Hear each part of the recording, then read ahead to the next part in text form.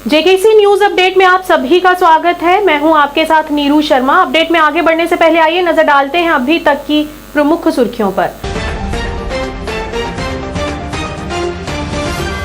राष्ट्रीय जांच एजेंसी द्वारा जम्मू के बठिंडी इलाके में की छापेमारी, खंगाले जा रहे कई जरूरी दस्तावेज।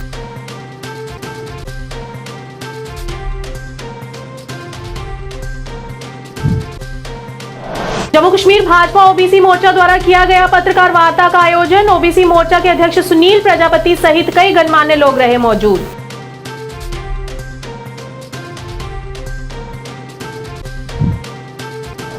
पक्का तालाब बाहू किला जम्मू में वृक्षारोपण अभियान चलाया गया। भाजपा नेता और अध्यक्ष बाहू विकास समिति जम्मू कश्मीर राजीव चाड़क रहे मुख्य तौर से उपस्थित।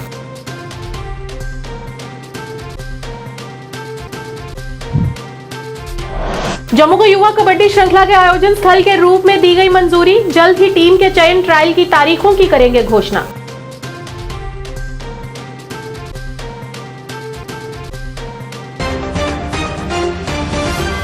अब समाचार विस्तार से।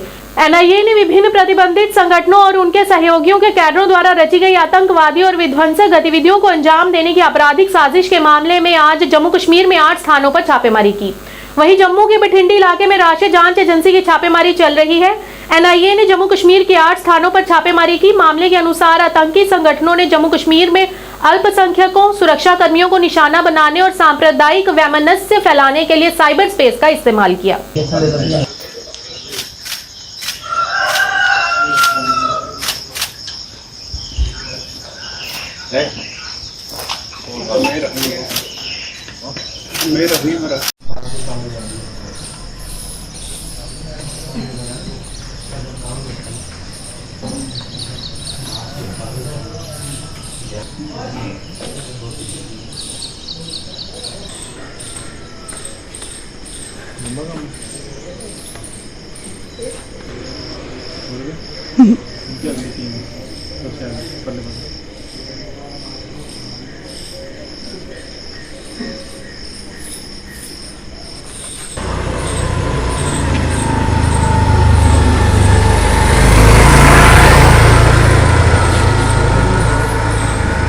जम्मू कश्मीर भाजपा ओबीसी मोर्चा के अध्यक्ष सुनील प्रजापति द्वारा आज भाजपा मुख्यालय त्रिकुटा नगर जम्मू में संवाददाता सम्मेलन का आयोजन किया गया।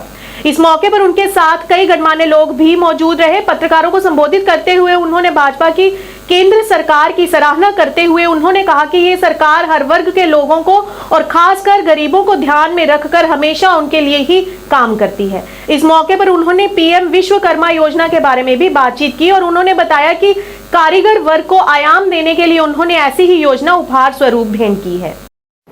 आज की इस पत्रकार वार्ता में सभी पत्रकार बंधुओं का स्वागत है भाजपा कार्यालय में। जैसा कि भारत सरकार हमेशा गरीबों के लिए समर्पित रही है, केंद्रीय सरकार जो मोदी सरकार है हमारी, और जो पिछला अभी बजट आया था, बजट में उन्होंने एक स्कीम का अनाउंसमेंट की थी जो प्रावधान रखा था पीएम विश्वकर्मा स्कीम योजना।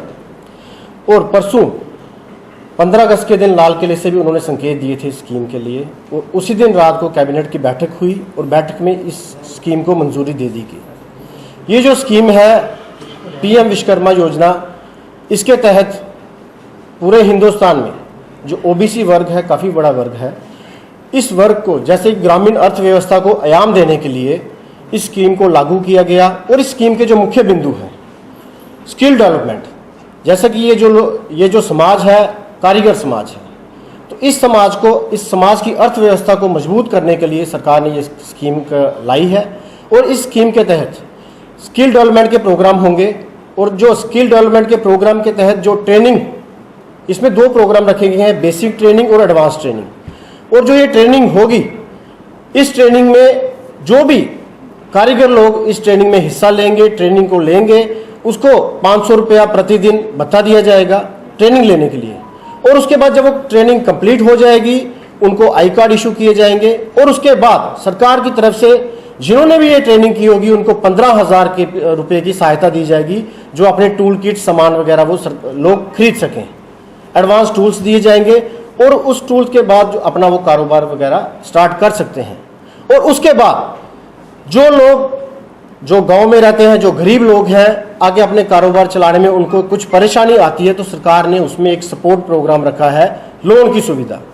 जो लोन होगा 1 लाख रुपए का लोन, जिसमें 5% का ब्याज होगा, और उसके बाद जब वो लोन लेता है, लोन सही तरीके से आगे चलाएगा, साथ ही में उसको एक और सपोर्ट दी जाएगी 2 लाख की 5% ब्याज के साथ। इस सपोर्ट से वो अपना कारोबार चला सकता है, जैसा कि प्रधानमंत्री जी हमेशा आह्वान करते हैं आत्मनिर्भर भारत का। और ये जो स्कीम है आत्मनिर्भर भारत के तहत ही स्कीम है। इससे जो बहुत बड़ा वर्ग है देश का, इसको सहायता होगी, मदद मिलेगी, वो अपने आप को सक्षम बना पाएगा। पक्का तालाब बाहू किला जम्मू में 20 सजावटी और औषधीय पौधों का वृक्षारोपण किया गया। इस मौके पर भाजपा नेता और अध्यक्ष बाहू विकास समिति जम्मू कश्मीर राजीव चाड़क इस अवसर पर मुख्य तौर से उपस्थित रहे। इस अवसर पर सुनील सिंह डीएफओ, सुरेश कुमार रेंज अधिकारी सुंजवा, नितिन चाड़क ब्लॉक वन अधिकारी सुंजवा भी मौजूद रहे।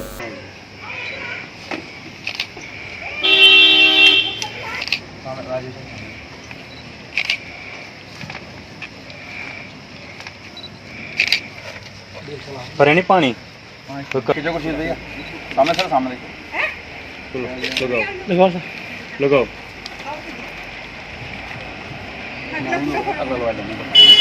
यार वो रणवीर बैठो ना।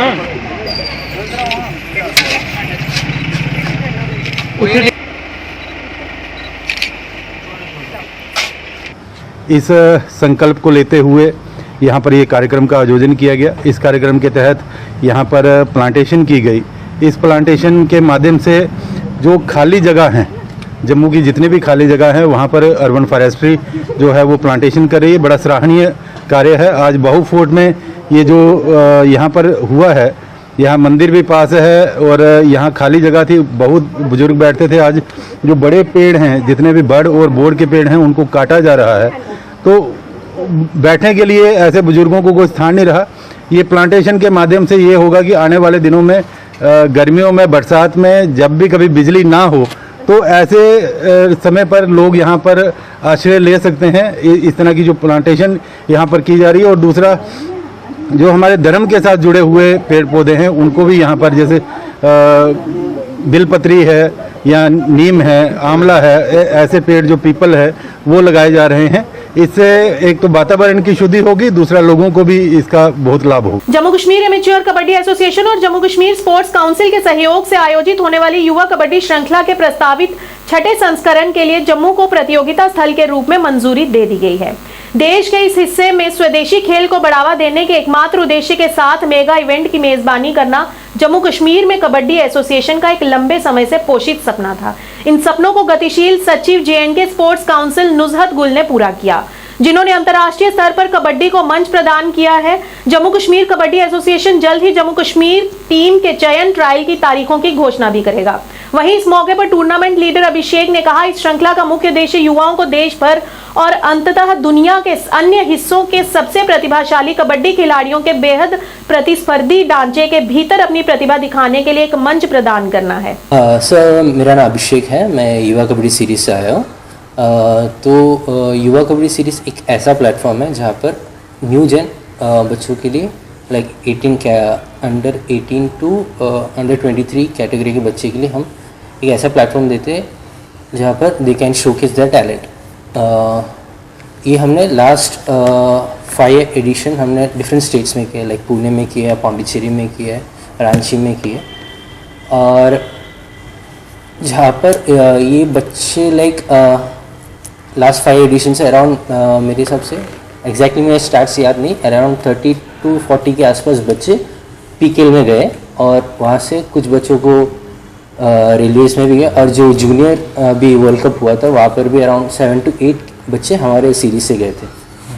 और यहाँ पर अभी मैं आया हूँ यहाँ पर जम्मू में कि यहाँ पर सर लाइक बहुत दिनों से हमें इनवाइट कर रहे थे आने के लिए, तो बस हम लोग स्टेडियम देखने के लिए आए थे यहाँ पर। और बहुत अच्छा लगा यहाँ का सपोर्ट बहुत अच्छा लगा मुझे। और फुल टाइम सर हमारे साथ रहे, यहाँ पर पूरा इंफ्रास्ट्रक्चर दिखाया, बहुत बढ़िया है, सब कुछ ठीक है। और हम चाहते हैं कि अभी नेक्स्ट एडिशन यहाँ पर करने के लिए हम बहुत कोशिश करेंगे। 3000 जिस तरह का रिक्वायरमेंट बहुत सारा एक्स्ट्रास है, लाइक नॉर्मली हमारे पास जिम नहीं था तो वैसे सब एक्स्ट्रा रिक्वायरमेंट्स है, मगर ओनली एक इशू था कि एक ओपन था, ये जहाँ पर है ओपन है, तो नॉर्मली हम इंडोर ट्राई करते हैं। अभी तक हम जो भी 5 एडिशन इंडोर है, तो हम अभी ट्राई करना चाहते हैं कि ये ओपन में भी कैसे दिखेगा, कैसे होगा। हम अभी वो प्लान कर रहे हैं कि कैसे हम वो कर पाएंगे करके। ये अभिषेक जी हैं जो युवा सीरीज़ को देख रहे हैं हमारे जम्मू कश्मीर के लिए, और ये युवा सीरीज़ जो 6 एडिशन होगा वो हमारे जम्मू में होगा, और ये पहला मौका मिलेगा जम्मू कश्मीर में इतने बड़े मेगा इवेंट का ऑर्गेनाइज करने का जम्मू कश्मीर कबड्डी एसोसिएशन को, विद कोलैबोरेशन विद युवा सीरीज़ आल्सो। और बच्चों को जो प्लेटफॉर्म मिलेगा, मतलब आप अंदाज़ा नहीं लगा सकते बच्चों को क्या मिलने वाला है, बच्चों को कौन से प्लेटफॉर्म से कहाँ जाने का उनका फ्यूचर प्लान हो रहा है। और ये एक ऐसा प्लेटफॉर्म है जो बाकी स्टेटें भी चाहती हैं कि युवा सीरीज़ हमारी स्टेट में हो। तो जम्मू कश्मीर एक पूरे हिंदुस्तान में एक ऐसी स्टेट है जिनको ये एसोसिएशन ने जितनी मेहनत की है, सेक्रेटरी स्पोर्ट्स काउंसिल का जितना लगाव कबड्डी के साथ है, जितना उन्होंने इतना अच्छा इंफ्रास्ट्रक्चर दिया है, it is the best infrastructure in the north zone. जो हमारा कबड्डी स्टेडियम है, this is individual kabaddi stadium, and हमारी स्टेट में पहला एक ऐसा स्टेडियम है जो पूरे नॉर्थ जोन से बेस्ट स्टेडियम बना है। और उसी में जब युवा सीरीज़ होगी तो नई चीज़ें मिलेंगी, नया इंफ्रास्ट्रक्चर और डेवलप होगा, और बच्चों को एक नई आशा पैदा होगी कि हम भी इस सीरीज़ में खेल सकते हैं। देखिए, ये इन्होंने इंफ्रास्ट्रक्चर आगे विजिट किया है, उसके बाद ये प्लान आउट करके हमें डेट्स देंगे, फिर उस डेट के मुताबिक सारा कुछ आप देखेंगे, उस पर भी वर्कआउट होगा, बैठ के करेंगे। जम्मू कश्मीर शरणार्थी एक्शन कमेटी द्वारा पत्रकार वार्ता का आयोजन किया गया। इस मौके पर JKSAC के प्रधान गुरदेव सिंह, पूरन सिंह चिप, अजीत सिंह, द्वारकानाथ खजूरिया, तरसेम सिंह चिप तथा अन्य गणमान्य सदस्य मौजूद रहे। पत्रकारों को संबोधित करते हुए उन्होंने गंभीर चिंता व्यक्त की और कृषि सुधार अधिनियम और उनकी आवंटित भूमि पर कब्जा सौंपने के संबंध में उच्च न्यायालय द्वारा पारित निर्णयों के घोर उल्लंघन के लिए राजस्व प्रशासन की निंदा की। इस मौके पर उन्होंने अन्य भी कई मुद्दों पर बातचीत की। देव सिंह है, मैं जम्मू कश्मीर शरणार्थी कमेटी का जम्मू कश्मीर का प्रधान हूँ।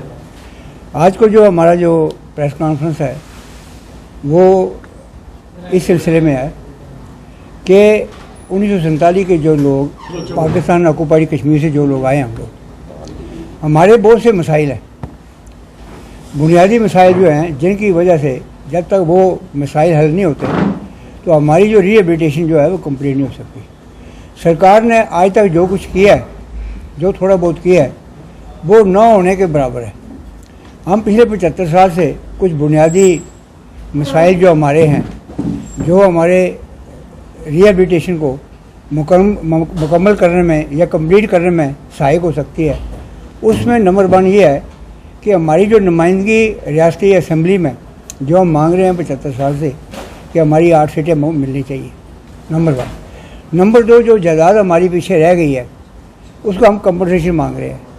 नंबर 3, हमारे जो बच्चे हैं उनके लिए हम रिजर्वेशन मांग रहे हैं, एम्प्लॉयमेंट मांग रहे हैं, टेक्निकल इंस्टीट्यूशन में उनको सीटें के लिए मांग रहे हैं।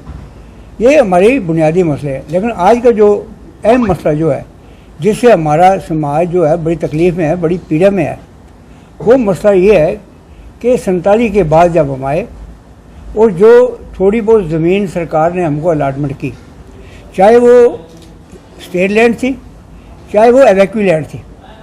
पहली बात यह है कि 47 में जब हम आए तो चाहिए तो सरकार को यही था कि उसी वक्त हमारी जो ज़मीन जो थी हमको अलाट करते, लेकिन ऐसा नहीं किया क्योंकि सरकार के मन में बेईमानी थी, एक साजिश थी, और हमारी जो अलाटमेंट शुरू की उन्होंने ठीक 7 साल के बाद, यानी कि 1953 और 54 में उन्होंने शुरू की।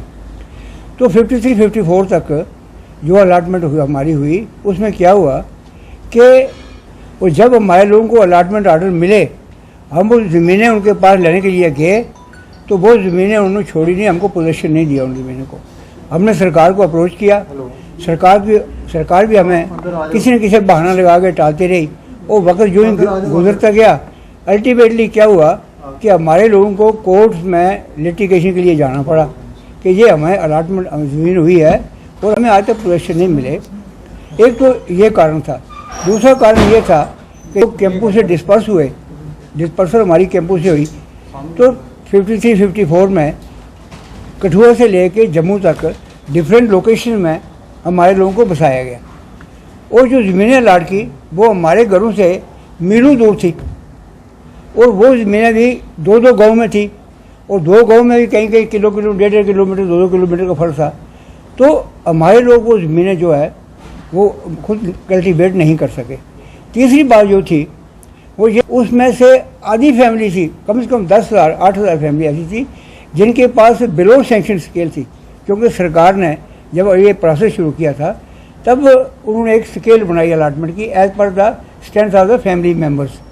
तो है कि जितने कानून पास हुए हैं एग्री रिफॉर्म एक्ट जो है, हमने बड़ी जद्दोजहद की है जम्मू कश्मीर शरणार्थी एक्शन कमेटी में, और बाकायदा एग्री रिफॉर्म जो एक्ट है उसमें हमारे लिए सरकार ने कंसेशन दी हैं, लेजिस्लेशन हुई है वहाँ पे कि इनकी ज़मीन जो है कोई रख नहीं सकता, इनके ऊपर कोई कानून जो है वो हावी नहीं हो सकता, क्योंकि जो एग्री रिफॉर्म एक्ट का शेड्यूल 2 है उसमें जितनी भी ज़मीनें फॉल करती हैं उनके ऊपर कोई कानून जो है एप्लीकेबल नहीं है।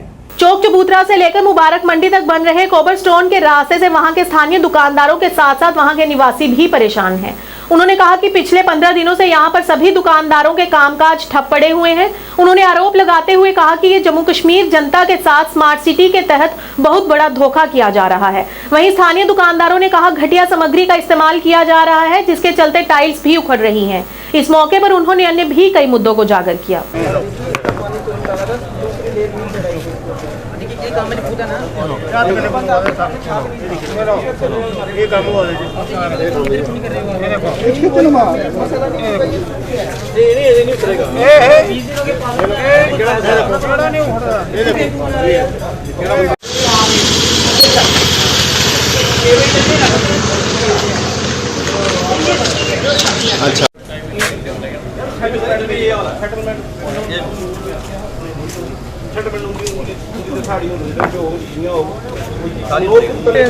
की है स्मार्ट सिटी के नाम पर सारे कहते बेवकूफ़ बना के पब्लिक की कुछ भी नहीं बनेगा। सबसे पहले तो मैं आपको ये बताना चाहता हूँ कि ये स्मार्ट सिटी के नाम पे एक बहुत बड़ा धोखा हो रहा है हम लोगों के साथ। वहाँ से देखिए और इस पॉइंट तक देखिए, जब दोनों पॉइंट आपको बंद दिखेंगे, यहाँ पे ना चलने के लिए जगह है, ना कोई गाड़ी आ सकती है। 15 दिन से दुकान बंद हैं, दुकानें बंद हैं, बाजार बंद है। ये सोचने वाली बात है, अगर इनका कारोबार ही नहीं है दुकानदारों का, तो क्या एडमिनिस्ट्रेशन इनको कंपनसेशन देगी? जो इनका कारोबार का नुकसान हो रहा है वो कौन भरेगा? स्मार्ट सिटी के नाम पे यहाँ पे धोखाधड़ी हो रही है, ना यहाँ पे मटेरियल लगाया जा रहा है, और यहाँ के जितने अफसरशाही है वो आती है, इनको कमीशनों से मतलब है, इनको कोई लेना देना नहीं है पब्लिक से कि पब्लिक कैसे जी रही है कैसे नहीं जी रही है। यहाँ पे इन्होंने हर गली बंद कर दी है, गली से ना आने का रास्ता है ना जाने का रास्ता है, बाजार दोनों साइड से बंद किए हुए हैं। बाजार वाले बहुत दुखी हैं, एडमिनिस्ट्रेशन से यही अपील करने की ऐसा काम करना है तो इस काम को बंद करके यहाँ पे ब्लैक टॉपिंग कर दी जाए दोबारा। यही मुबारक मंडी बाजार बन रहा है, ये काफ़ी दो महीने से प्रोजेक्ट चल रहा था, तो कुछ प्रॉब्लम आई है, ईंटें निकली हैं, तो इनको आज बुलाया था स्मार्ट सिटी वालों को। ये आए हैं, इनको जो हाथ से निकल रही हैं, ये कोई पाँव से नहीं निकल रही, जहाँ कोई गाड़ी वाड़ी नहीं चल रही, तो इनको बुलाया था। ये आप बोल रहे हैं कि हम जो प्रॉब्लम आई है उसको ये सॉल्व करेंगे, लेकिन हम 2 महीने से इनके साथ कोऑपरेट कर रहे हैं, लेकिन मटेरियल जो है वो थोड़ा ठीक नहीं लगा था, वो इनको आगे चेक कराया। ये बोल रहे हैं कि अब 2-4 दिन में ठीक करवा देंगे। हाँ जी, दे तो हाथ से ही निकल रहा है, अभी प्रधान जी ने देखा नहीं, दिखाया नहीं, ये देखो हाथ से निकाली है सर, हाथ से निकली है ये उन्होंने खुद निकाली है। ये बोल रहे हैं कितने दिन पहले ये इंस्टॉल, ये 15 दिन का काम है ये, तो जो 2 दिन पहले वो बिल्कुल ठीक है। वो देखो ना, वो जो काम सही है वो सही है, वो बता रहे हैं बिल्कुल कि वैसा काम करो ना। ये बोल रहे हैं कि करेंगे, अब देखते हैं क्या करते हैं। अब लोगों ने देखिए कॉबल स्टोन लग रहा है, काफ़ी अच्छा काम हो रहा है आपके सामने, आपने देखा भी होगा, आपके पेज के ने भी काफ़ी बार इसको चढ़ाया हुआ है ब्यूटिफिकेशन का काम के लिए। लो स्टैंडर्ड ऐसा कोई काम नहीं हो रहा है। देखो कॉबल स्टोन की जो सेटलमेंट होती है उसके लिए हमें 10-12-15 दिन हमें चाहिए सेटलमेंट के लिए। बारिश का भी मौसम है तो उसकी सेटलमेंट के लिए 10-12-15 दिन हमें चाहिए होती है। हमने लोगों को बोला भी था कि हमें चलो प्रॉब्लम आएगी 10-15 दिन, तो वो एग्री भी थे हमारे साथ में। पर जैसे एक एडवाइजरी आई थी हमारी एसएसपी साहब की तरफ से कि जितने भी अपने काम चल रहा वो जितने मलबा वगैरह वो सारा हटाने के लिए हमने वो हटाया, तो रात को पता चला कि इनकी सीसीटीवी फुटेज में भी है कि किसी ने हैवी व्हीकल इधर चढ़ाया हुआ था, टिप्पर या शायद ट्राली वगैरह थी, लोगों से ही हमने सुना। तो हैवी व्हीकल इधर चढ़ाए हुए हैं, 3-4 दिन हुए थे कॉबल स्टोन लगे हुए, जिस वजह से वो जो कॉबल स्टोन है वो थोड़ा हिल गया हुआ है। वैसे ही कोई लो स्टैंडर्ड का कोई काम नहीं होता था, आप चेक करवा सकते हैं। हमारे भी कॉन्ट्रैक्टर जो काम कर रहे हैं, हम भी क्वालिटी चेक करते हैं डेली रूटीन में। सामाजिक कार्यकर्ता मोहम्मद जबीर खान ने राज्यपाल प्रशासन और जम्मू कश्मीर बैंक प्रशासन से पुंछ जिले के सब डिवीजन मेंढर के अरी गांव में एटीएम मशीन लगाने की अपील की। उन्होंने कहा कि यहां के लोगों को बुनियादी सुविधाएं उपलब्ध करवाने का उद्देश्य है कि उन्हें किसी भी किस्म की कोई परेशानी न हो और उन्हें समय पर बुनियादी सुविधाओं जैसी सहूलियत मिल सके। जय हिंद, मैं social activist Mohammad Jabir, district post तहसील मेंढर। जनाब, हम आज इसलिए इकट्ठे हुए यहाँ ये अड़ी चौक में कि हमारी इधर जम्मू कश्मीर बैंक ब्रांच है एक, तो हमारी रिक्वेस्ट है अपने जम्मू कश्मीर बैंक ब्रांच के आला अधिकारियों से और तहसील मेंढर के एसडीएम साहब से, डिस्ट्रिक्ट पोस्ट डीसी साहब से कि हमें इधर एटीएम की बहुत सख्त ज़रूरत है, क्योंकि इधर बहुत लंबा चौड़ा एरिया है।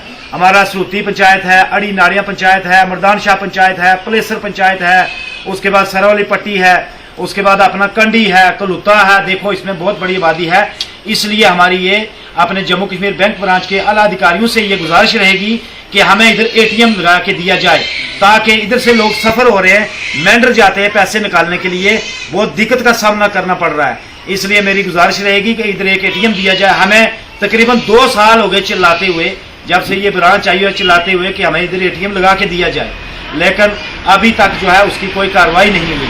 मेरी ये दरख्वास्त रहेगी कि हमें इधर बिहाड़ी चौक में जो है एटीएम की सख्त एटीएम लगा के दिया जाए। जब संगाला चौक में एटीएम लग सकता है, हकीम चौक में कितना नज़दीक है उधर एटीएम लग सकता है, ढकी में लग सकता है, नीचे अपना सगी मैदान में लग सकता है, गरसाई में लग सकता है, हरनी में लग सकता है। लेकिन हम बदकिस्मत लोग हैं, अड़ी सरूती और नाड़ियाँ के, प्लेसर के, कंडी के, कलुता के, हम बहुत बदकिस्मत लोग हैं। लाइट हमारी नहीं होती तभी कोई आवाज़ नहीं उठाता, तो कहीं लोड पड़ता था हमारी अड़ी की काटी जाती है तभी कोई नहीं बोलता। लेकिन बैंक की तरफ से उधर से भी हम पछड़े हुए, कोई भी सहूलियत क्या अड़ी सरूती को लागू नहीं है। इसलिए मैं अपने जम्मू कश्मीर अपनी सरकार से भी ये दरख्वास्त करूंगा, उसके बाद एसडीएम साहब से, डिस्ट्रिक्ट पुलिस के डीसी साहब से, बिलखसूस जो अपने बैंक ब्रांच के आला अधिकारी हैं जम्मू कश्मीर के।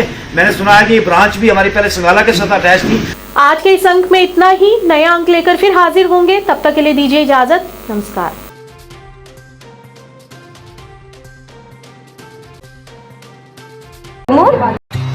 अरे क्या हुआ मुन्ना, तुझे अदरक और चटवाता हूँ। देखिए इसकी सांसें तेज चल रही है, घरेलू इलाज नहीं, तुरंत डॉक्टर के पास ले जाना होगा। तुम तो यूं ही घबरा जाती हो। अच्छा मेरी एग्जाम कब है? एग्जाम? हाँ, और हम दोनों का टीकाकरण कार्ड कहाँ है? बेटा ये सब माँ को पता होगा ना। पापा जब सब माँ को पता है तो आप उनकी बात मानो ना। और स्कूल में भी बताया है कि सांस का तेज चलना निमोनिया हो सकता है। मान गए माँ की नजर को। चलो अस्पताल चलते हैं। इसे निमोनिया हुआ है।